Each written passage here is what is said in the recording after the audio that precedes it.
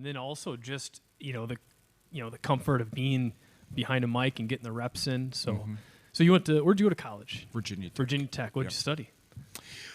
First go round, I studied building construction. Then I got a master's in architecture. Okay. I've said many times in my next life I want to be an architect.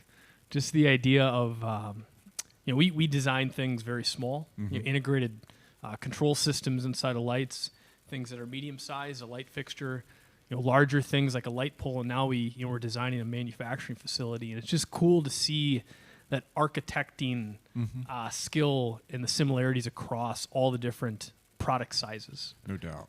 Yeah, it's really interesting.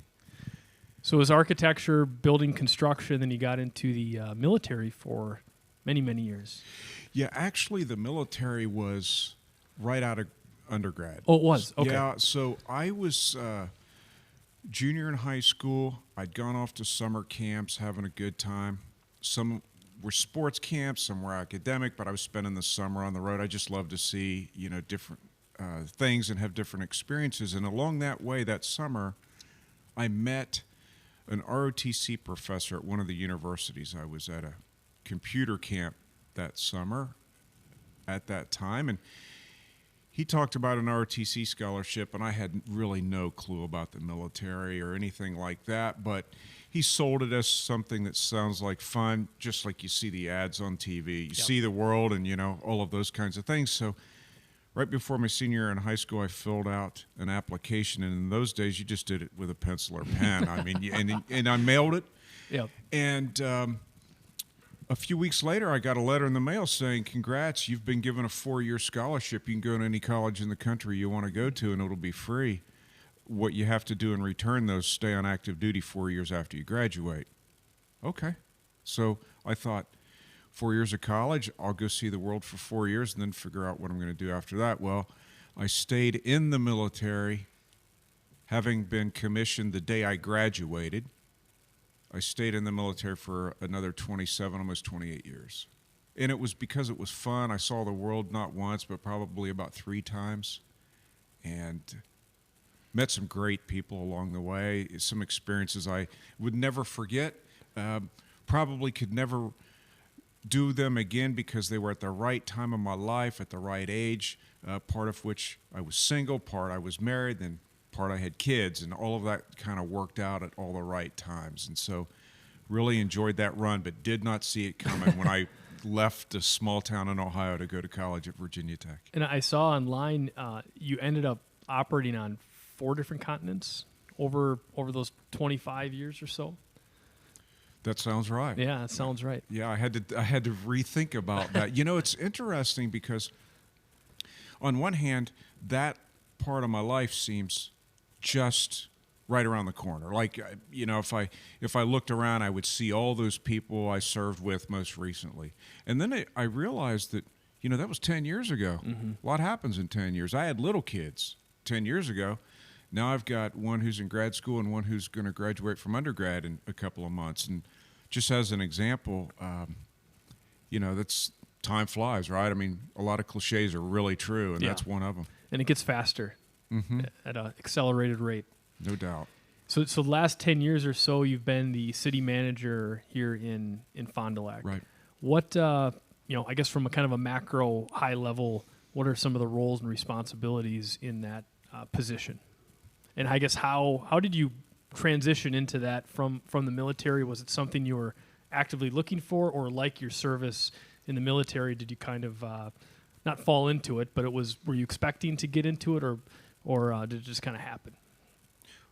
Well, when I was commissioned as an engineer officer in the U.S. Army, meaning Corps of Engineers. A lot of people would know that symbol, that castle you might see on vehicles. We do a lot with the Army Corps of Engineers. I figured as much. Same here because of the water, Lake Winnebago, and et cetera.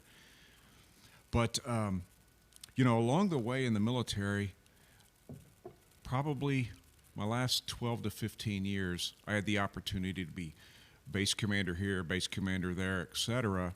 And those experiences were all overseas. And on a military base overseas, we're essentially on U.S. cities that have military missions that are plugging into the host nation's power and water. And so inside that fence is a city.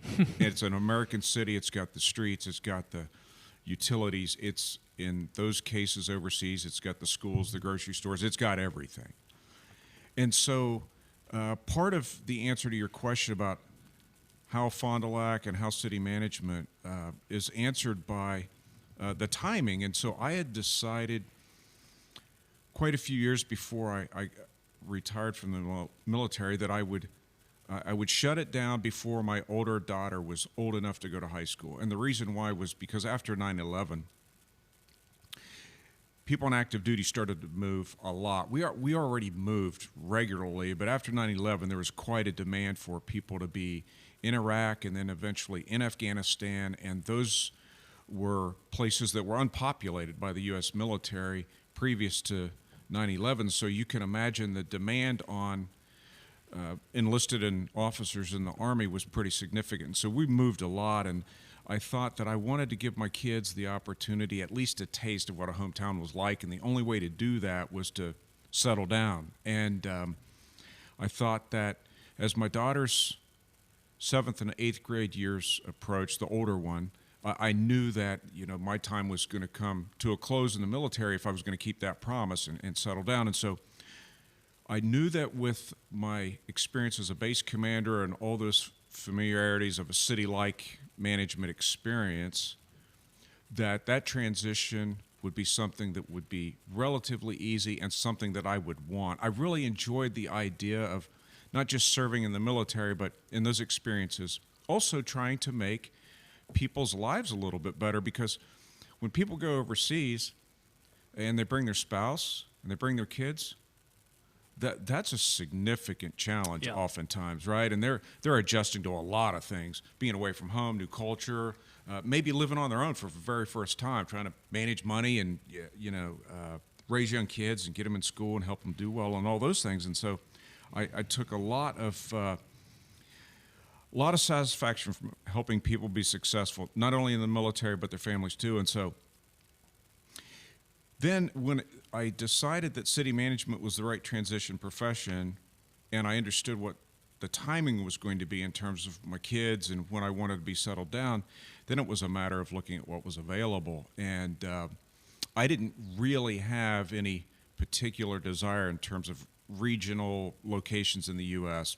I'd moved around, so I figured, fate would take care of that for me. And we decided that with that not being a consideration, I'd just go for the best opportunity. And in 10 years ago, Fond du Lac was looking for a city manager. And by the way, these types of opportunities, like any profession, they come and they go, and there's always quite a few in the pipeline. And so Fond du Lac was one of the places I was looking at.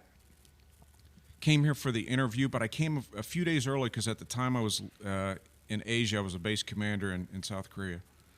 Came here a few days early, partly to get over the jet lag because you're halfway around the world, and the other part was I really wanted to walk the city to get a feel for it, right, to see if I was going to like it, and also to get ready for the interview. And I have to say, when I first got to Fond du Lac, I liked it so much. It reminded me of a big version of the town I grew up in, Southern Ohio.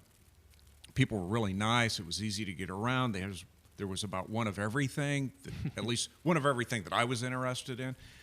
Went out to visit the schools, and the people there were incredibly kind. They didn't know me from Adam. I was just walking in, asking questions, and people were great. And so I started to have the idea that if the interview went well and the city was interested in me, I was going to be interested in it. And so, the rest is kind of history. After the interview, a couple days later, got back on a plane, flew to Korea, and so I remember we were 13 or 14 hours ahead. So the city called me and asked me if I wanted to be the city manager, and I can't remember what time of day it was, but it was the strangest time of day. I answered my cell phone, and there's a woman's voice on the phone, and I'm thinking, who in the world is this? Oh, yeah, this might be that lady from Fond du Lac. And so, that's kind of how that went. That was kind of interesting, and I really looked forward to it. My wife and I got on a plane a couple weeks later to come back here to look for a house, and so we have thought of Fond du Lac ever since. Man, that's awesome. Mm-hmm. As you transitioned from an individual in the Army and an officer and a colonel and then city manager. How did your kind of mental model of leadership change, where you're going from executing individual tasks to running a team, or in the business equivalent, a department, or then at a certain point you're running a base, you're running a city. When did you transition from individual skills that you had learned to really commanding a larger group of people, and then managing a city? Well, whether we know it or not, we're greatly influenced by the people around us, how they act, not just what they say. And I was very fortunate to, as a young officer, be around some exceptional people.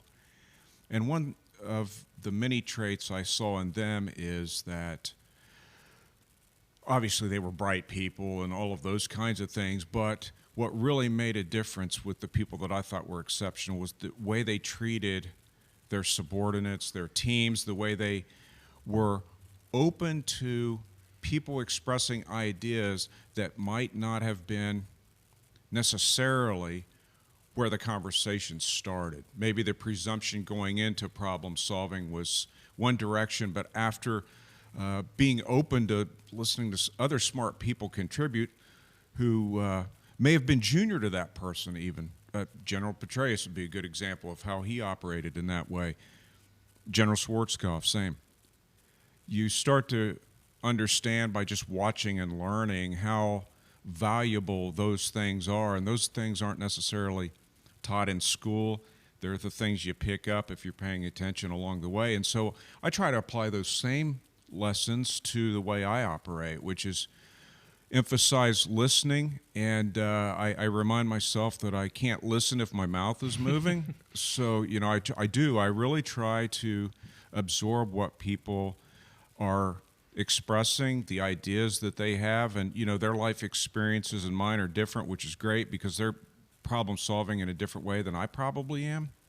I love what Steve Jobs said. I'm paraphrasing, but essentially his thought was, when you're hiring people, you want to hire the people closest to you and make sure they're smarter than you are, right? Because if you're around people and you feel like you're smarter than everybody around you, well, you might as well do it yourself. Yeah. Those are some of the lessons I've learned along the way, and then apply them as I go.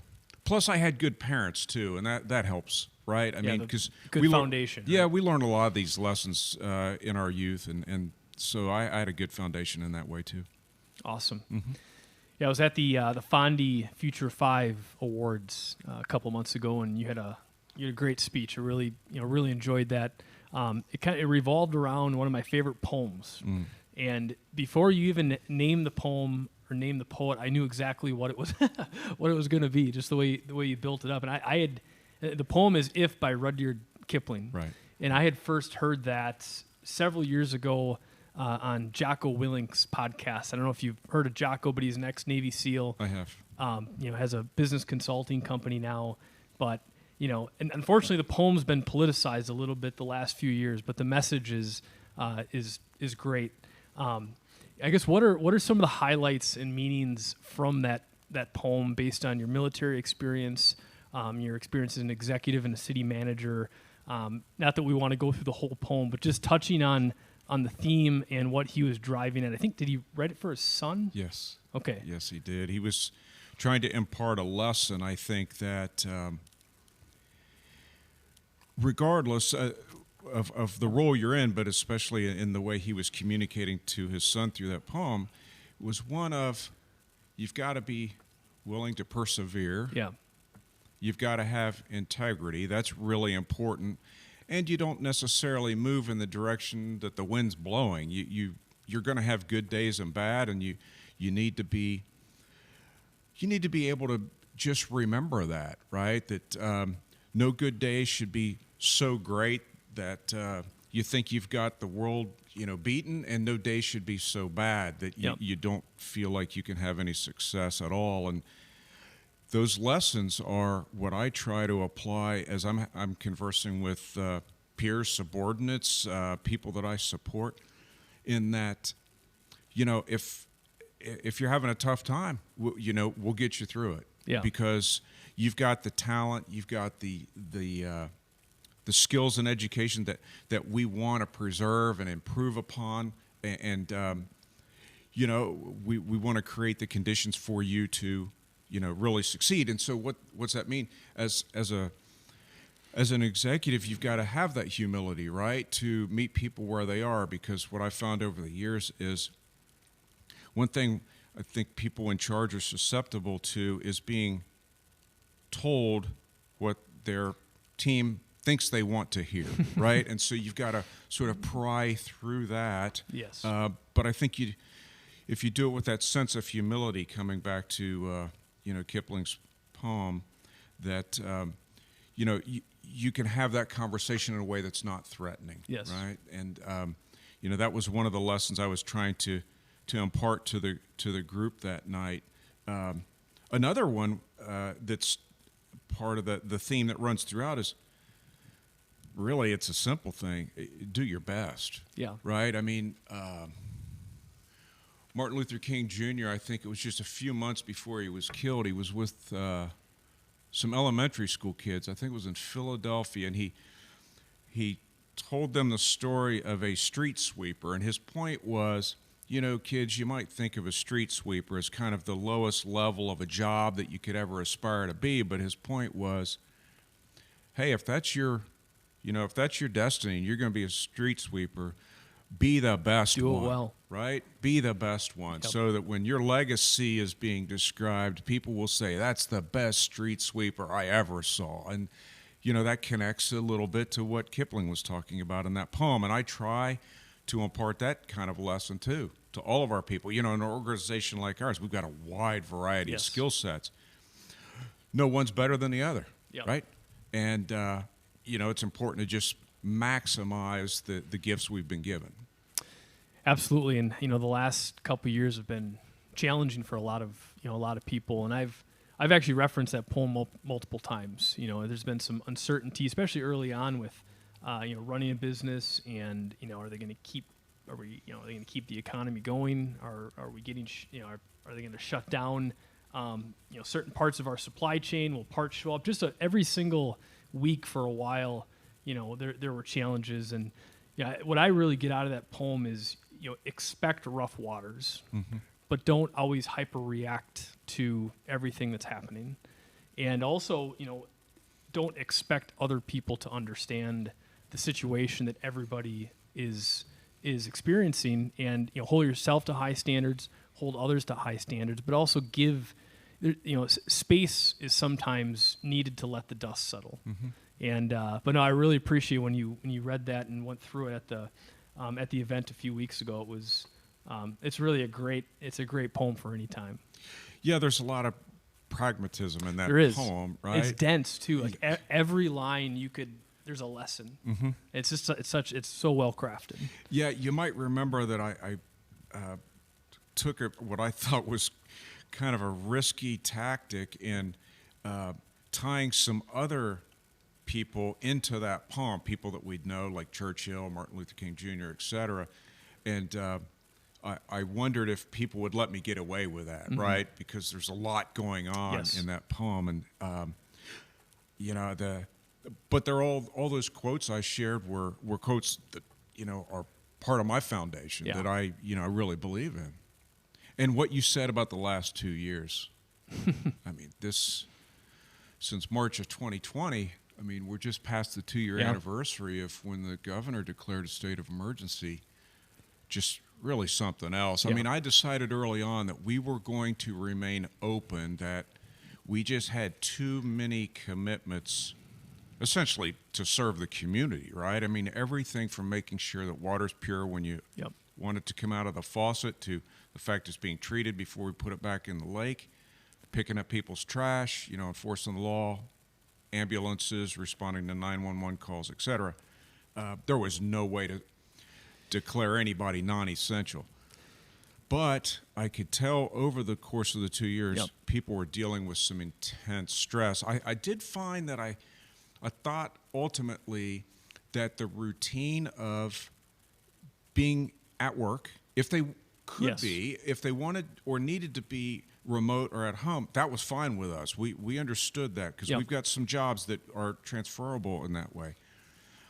But I did find that, especially in 2020, when people's social lives were so disrupted because there were so many places that were off limits where you would normally run into people or to be able to sit together and just converse, and all that went away for a while. But being able to be at the office, there was a social aspect to that I thought was pretty healthy. I didn't realize it at the time, but over the course of time, I did come to really appreciate that, because going to a restaurant for a while was not in the cards, and going to, just out for the evening, going to a movie, all those things we put on the shelf, right? Even sporting events were all put on the shelf. And so being at the office turned out to be a blessing on many a day. Absolutely. And the video conferences don't solve everything. Mm-mm. There is just something about being in person, whether it's, the vibes that people are giving off or just the nonverbal communication. And Mm-hmm. it's just, that was definitely lost. And, we tried to, take a similar approach at the company level with, try and allow individuals to make as many of their own decisions as possible. People have different takes on what was happening, meet them where they're at as much as possible, but also not lose sight of the fact, we are a manufacturer. Things have to get made. And, we appreciate, just the way that a lot of that was handled in the city to, really, certainly take things extremely seriously, but allow people to also, whether it's the business level, other organizations, make some of the decisions based on their knowledge of their operation. Sure. You made reference to, what we in the city were doing sort of from a policy perspective. I'll admit one thing I struggled with was the idea of law enforcement and medical necessity to take certain sort of risk mitigations. That was quite the struggle to sort through, right? Because I wondered about the enforceability of things, the reasonableness of the enforceability of certain things. Should a police officer be asked to go into a restaurant to figure out if tables are far enough apart, if people are in the right, uniform or gloves, masks? You remember in the summer of 2020, there was a lot of that. And that's before absolutely. we even got into masks and vaccinations. Yep. It was just all sort of physical mitigations, right? Yep. Where we were talking about washing our hands and physical distancing and things. And by the way, all these terms, I didn't even think about these terms before. Social distancing. I thought, what's that? And then, all of a sudden it's in the lexicon daily. When do you think, from a leadership standpoint, when is it okay to say in situations like that, like, I don't know? And I think that was the other experience that I had was they're looking for answers to things that, not a lot of people had the exact perfect way to respond. And it was, one of the approach that, that we took was, it's not perfectly clear what needs to be done. Where is the individual at? What do they feel as though is best? Certainly providing guidelines, but also not trying to create this this perception that one or two people have all the answers to every situation. Allow people, empower them to make decisions. I mean, from your perspective, when is it okay to say, I don't know? I think it's always okay until you have to make the decision. Absolutely. And, I think as a leader, you have the responsibility that when you have all the facts that you can have, and that doesn't mean all the facts that ever existed. It just means all the facts that bear on the problem that you can acquire, all the input from those really brilliant people you've surrounded yourself with. At that point, the burden shifts to you to make a decision. Prior to that, the burden is to acquire that information and to be open to exploring the pros and the cons equally so you can understand advantages and disadvantages. Sometimes some of the advantages and disadvantages even have different weights. Sure. So some things are really important to consider, some things less so. And I don't know that I say to folks often, I don't know. I might say I need to know, but it means still the same thing. still gathering information. Sure. Yeah, sure. absolutely. And I think that people can see through if you don't know, but you are posing as if you do, because your rationale, if asked, why are we doing it that way, Yeah. or how did you come to that conclusion? Well, if you haven't really collaborated much to acquire that buy-in and also that information from people, you're not going to be able to answer this question. And I think very maybe that's what I was driving at, is just making a decision just so you appear as though you're making a decision is not necessarily better than acquiring more information, staying open-minded, and buying yourself a little time. And there's certain things that are mission critical in the minute, in the day, in the hour, in the month. But it was just interesting, through the last 2 years, every hour there was something new, popping up. So just, I appreciate that perspective, because I can only imagine at the city level, and then obviously, people that deal with those issues at the state level, the federal level, there's just a lot of new stuff. Sure. One thing that weighed heavily on me is the idea, I thought at the time 2 years ago, that some of these decisions were potentially life-altering decisions, because I heard the word pandemic. I had been through a couple in a couple of different parts of the world, but not like the threat I thought we were facing then. And you're reluctant sometimes to make decisions that could really put people in grave danger, because you don't have all the information, and yet that's all the information you can get. Yeah, an analogy I think about a lot is that, so I actually do some road racing over at Road America in Elkhart Lake, and one of the things I've noticed is that say your car gets out of sorts and you're about to spin, you're about to go off the track, one of the worst things you can do is provide too much input into the car. Sometimes you just have to let the car settle, let the car sort itself out before you start to hyper-correct and hyper-react. And I think there was a lot of that, happening because of the unknowns. But, I guess transitioning away from some of the COVID stuff, if you think about the Fond du Lac economy, and it's heavy engineering, heavy manufacturing, or if you have colleagues ask you to describe it, how would you describe it in a few details? I can, in one word, say that right now it's booming. Yeah, and it really maintained that throughout the last 2 years. Yeah, so if you think about the last 7 years or so, 2015 was when I thought that the remnants of the mortgage crisis from essentially 08 and 09 had really worn off, because we saw values in real property. In other words, residential and manufacturing commercial properties really coming back in Fond du Lac. So from about 15 until now, businesses across the city of all sectors, heavy manufacturing, light manufacturing, engineering, commercial businesses, have been thriving and hiring. I think that we had, at the end of December, the fewest people registered unemployed in the city of Fond du Lac at any time since 1990. I went back and looked at every monthly period since 1990 over the last 31 years. And December had the lowest, and that's in a city that's grown by thousands since the 90s. And so that struck me as a real signal that, number one, the pressure that employers feel to grow and the absence of adequate labor availability is real. Absolutely. And the other is that people are still growing and are trying to drive growth. And so it's important for somebody in my position to understand what might be impediments to the labor force itself expanding. And one of those, I think, is housing. The right kinds of housing, the right choices of housing, the adequacy and the amount of it.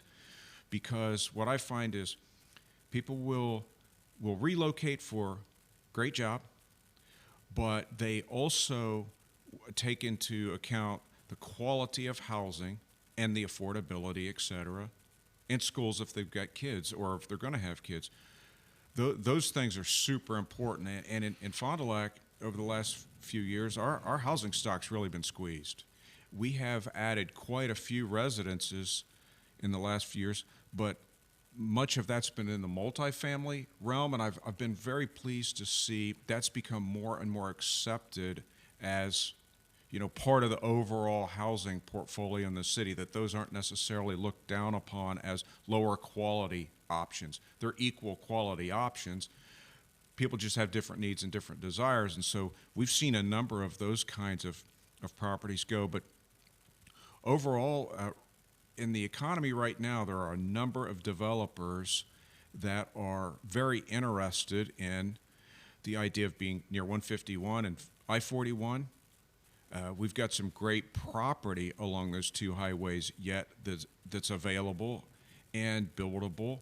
And so right now there's a lot of money at work in terms of development. I'm very pleased to see that. For example, in our industrial park, near I-141, just south of 151, we've had a lot of interest in some of that property. And recently, we just about built there. We were debating between expanding on the current block or that business park. It's a great business park. It is, but you have been part of what I think of as the reimagination and the reemergence of Brooke Street, because this street we're on right now was industrial way back when. Giddings and Lewis, right? Yep, Giddings and Lewis. And then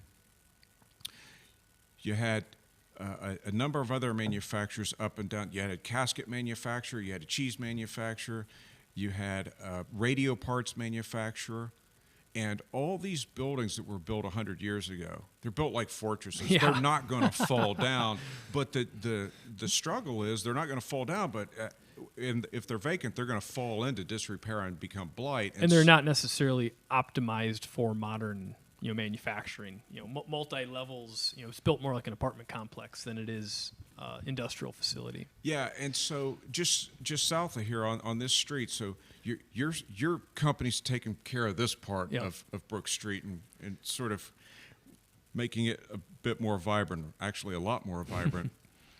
Just south of here, there's a company that's going to convert what used to be a casket company and an adjacent building into 62 residences. Now, those are going to be incredibly nice places to live. Where's that going to be? Just south of here in that really massive brick building near Division and Brook. Okay. Yeah. So that's going to be repurposed into apartments. Now, a project like that is wildly expensive, right? Because you're not only reinvigorating the building, you're completely reimagining the interior layout. So we were really blessed that we had somebody on the team who wrote a great grant proposal for the state. That's awesome. Governor Evers came here a couple of weeks ago with one of those big styrofoam checks and handed it to us with $3.6 million written on it, because those projects are so expensive. Mm-hmm. There's no return on investment if you're just trying to finance it yourself in the classic way of financing that kind of a development. And that got that project over the finish line. And so here we're going to have 62 people living on a street that nobody would have imagined as a residential area even 20 years ago or 10 years ago. So housing's really important. That's whenever I'm talking to anybody about housing, I'm fully engaged. I really want to exploit that opportunity because the most recent development was just behind Walgreens on East Johnson. And what do we see there? As those townhomes are being built, they're being leased up immediately. And so I know the demand's there, and I know that the city will continue to grow. And, along that line, I will say this, that in the last census, the one that was just published, it showed that the state of Wisconsin grew 3.6% between 2010 and 2020. That's not great, but it's positive. The city of Fond du Lac grew at 3.9%, so we grew at a pace that was more aggressive than the state. When I look at the cities up and down I-141, we grew faster than they did in terms of the rate of growth. Why is that good? Because I need to be able to say to employers that our city's growing, that the region, the county's growing, because they want to know that if they're thinking about growing their businesses that might require more labor. But I think we need to do better than that, and I think the secret there is with housing. I mean, so I keep coming back to that because that's kind of where I'm landing on something we want to focus on the next few years. Yeah, and I think there's tons of opportunity for employers in Fond du Lac. I really feel strongly about doubling down on the engineering and the manufacturing. What really makes this area great.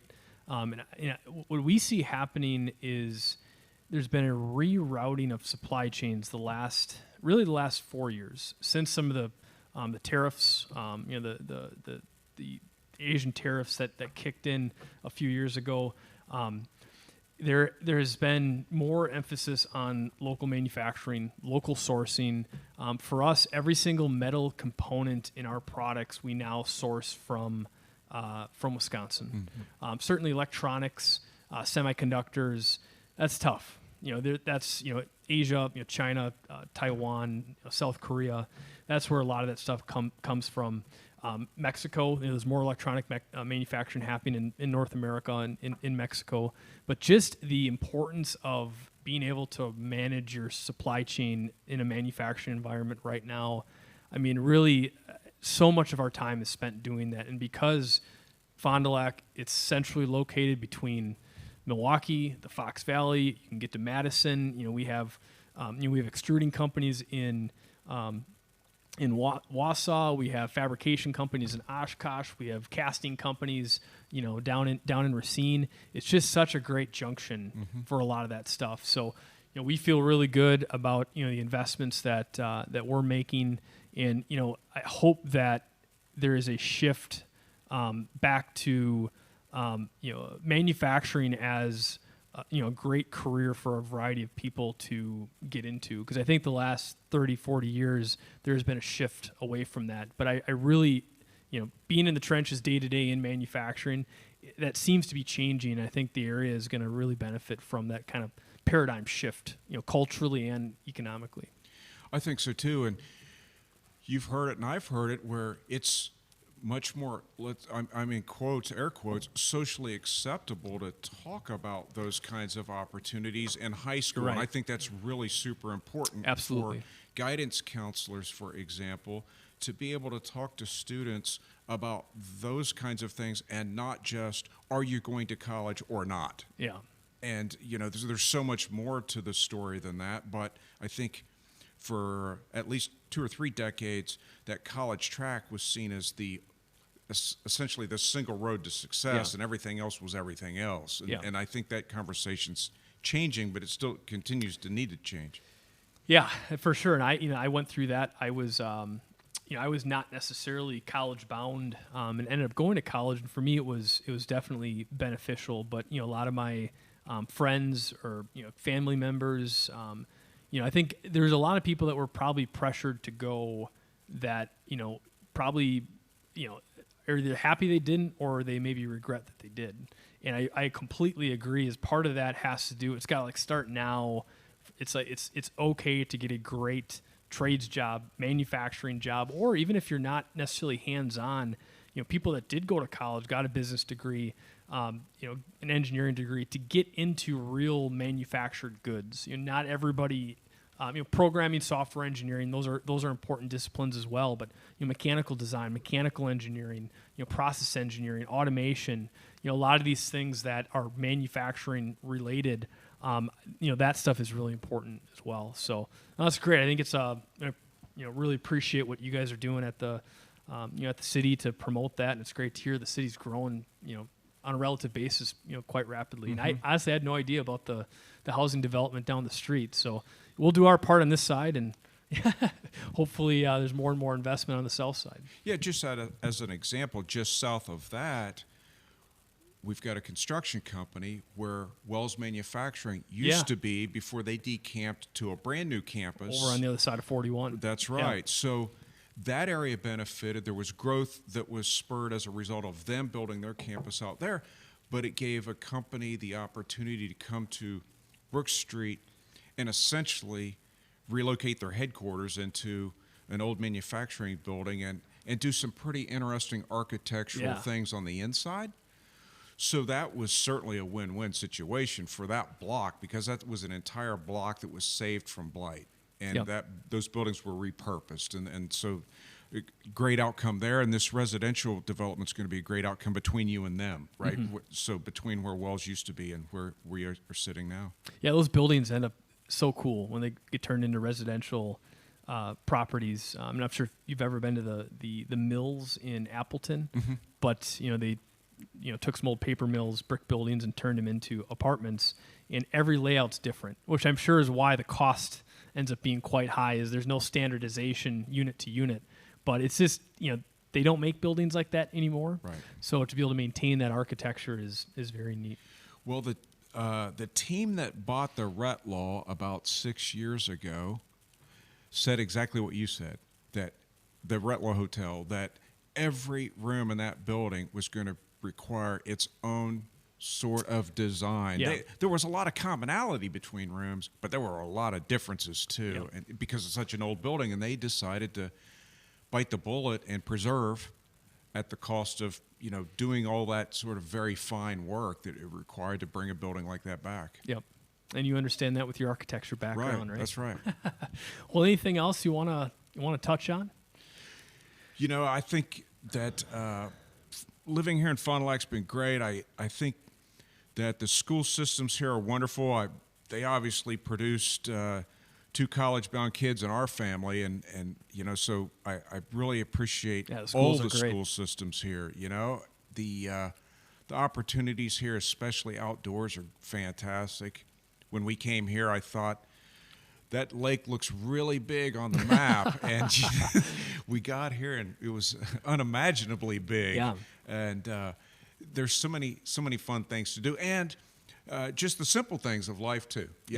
Going out and having a drink in the evening, where a 5-minute drive from home, you can have a good time and meet up with some friends. And it's great to be on, at least for a while now, this side of the pandemic, where we're getting back into that. And so that's been a real pleasure. But it's great to live here, and love the people here a lot. And I'm glad my kids, when they are asked where they're from, now they've got an answer.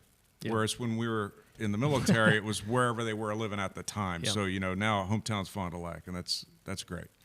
Well, man, thanks for your service, and thanks for all you do in Fond du Lac. And come back anytime. All right. Well, thanks Talk for about having whatever me. you want, and we'll keep investing in this part of town, and keep doing what you're doing. Great. Thank you All very right, man. much. Yep. Thanks a lot. Appreciate it.